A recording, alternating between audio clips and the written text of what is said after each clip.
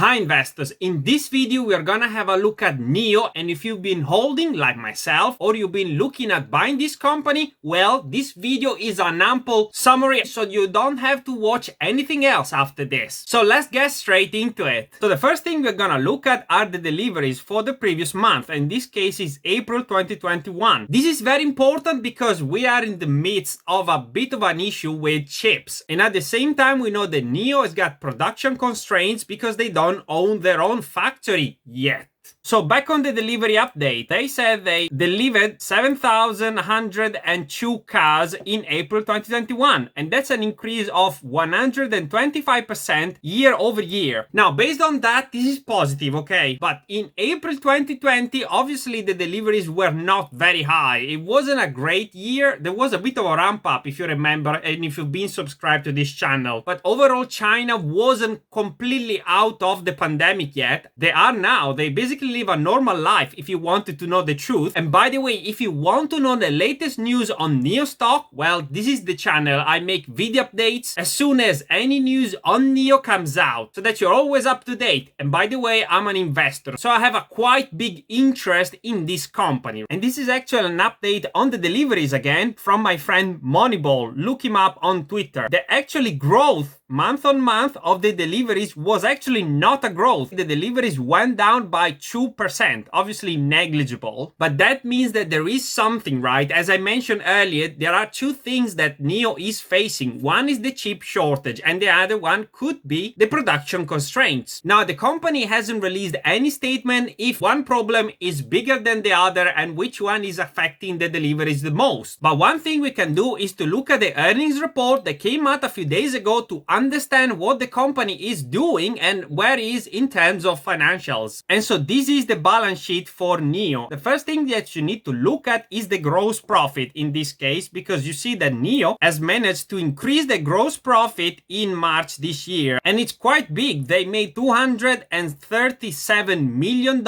in gross profit. And so then you might be thinking, what's the deal? The company is profitable? Not quite. Now, if we have actually go down and look at the net loss, it's getting better, but again, it's a net loss, and the company made a $68 million net loss in March 2021. And so this is basically the end of the checkup for NIO, for what we are actually seeing as of now. But at this point, we are gonna have to have a look ahead and understand what the future will hold. There are a number of red flags in the future and actually a lot of challenges for this company, and we are gonna have a look at them all in this video, starting from the chip shortage. So this is an article on the chip shortage. The global chip shortage is going from bad to worse. Now, the chip shortage is actually affecting the car industry quite a lot because there are a boatload of chips inside a car. And so how are these automakers gonna get through this? What is the deal then? Well, the deal is very, very simple, guys. The supply of chips is actually way smaller than the demand. And so the chip shortages could lead to an increase in the cost of goods. And here is the kicker, guys. Not many of you know this, and it's gonna blow your mind. A big part of the problem: car makers have limited option when it comes to securing additional supply. Taiwan Semiconductor Manufacturing Company, for example, is responsible for producing about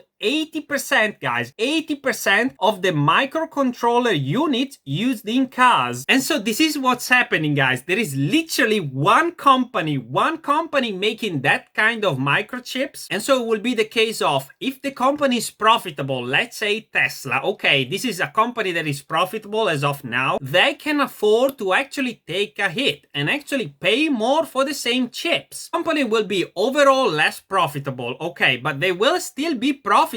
Well, for NIO, it's actually way harder to say, okay, we're gonna pay double, triple the money for the same microchips. They will have to make a decision. And so that's red flag or challenge number one. NIO, obviously, we don't know what they're gonna decide. But like I've just shown you in this article, the shortage is gonna actually get even worse. We will see what the future holds. And once again, if you want to know the latest news on NIO or Tesla, I'm the channel because I make video updates on these companies. companies. But it's not over. There is actually some great news. NIO will have a massive plant and R&D center called NIO Park. Now, when ready, it will deliver 1 million EVs and 100 gigahertz per year. And the good thing is here, the construction began on April the 29th, and it should take 337 days for the first phase to be ready. It is not clear what the first phase will include, but we would bet that the manufacturing plant is the priority. NIO has got actually quite good revenues, but the problem is that the cost of these cars are actually very high. What NIO has got to do is to actually get to grips with their costs. And with this new NIO plant,